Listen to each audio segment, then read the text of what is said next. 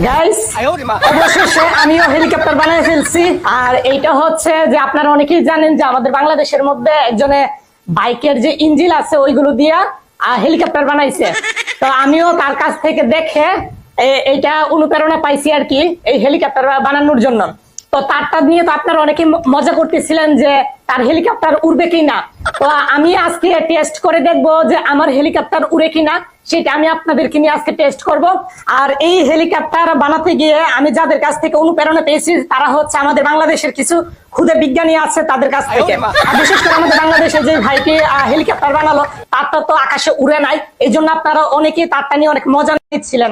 তো আজকে আমি টেস্ট করে দেখবো যে আমার এই হেলিকপ্টার আকাশে উড়ে কিনা আপনাদেরকে নিয়ে। আর আমার এই হেলিকপ্টারের যে সুবিধাগুলো আছে সেটা হচ্ছে যে এখানে পিছনে দেখতে পাচ্ছেন যে একটা তেলের বোতল আছে, আর এটা হচ্ছে সোয়াবিন তেলের বোতল আর কি ফ্রেশের। তো এটার সুবিধা কি, এটা যখন আপনার তেল শেষ হয়ে যাবে তখন আপনার পাম্পে যাওয়া লাগবে না।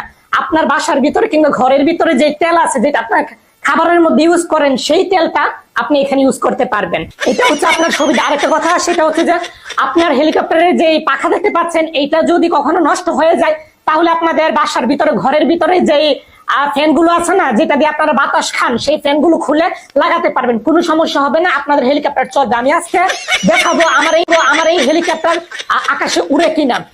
সো চলেন আমরা বিসমিল্লাহ বলে, না সরি, আমাদের যে গুরু আছে গুরুর নাম জানি না, তারপরে খুদে বিজ্ঞানী আমাদের বাংলাদেশের তাদের নাম বলে আমার হেলিকপ্টারটা উড়ানো শুরু করি। দেখি আমাদের হেলিকপ্টার উড়ে কিনা।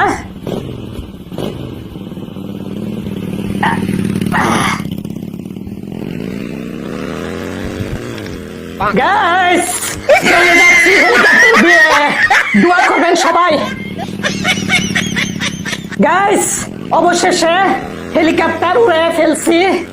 সো আপনারা যারা মজা নিচ্ছিলেন এখন তো দেখতে পারলেন যে হেলিকপ্টার যে আকাশে উড়তেছে, উড়তে পারে। কেননা আমি অনেকগুলো অনলাইনে ভিডিও দেখছি তারাও কিন্তু যে বাইক আছে বাইকের যে ইঞ্জিন আছে সেইগুলো দিয়ে হেলিকপ্টার বানাইছে এবং তাদের আকাশে উঠছে। আমাদের বাংলাদেশে যারা বানাইছে তারটাও হয়তো উঠতে পারে।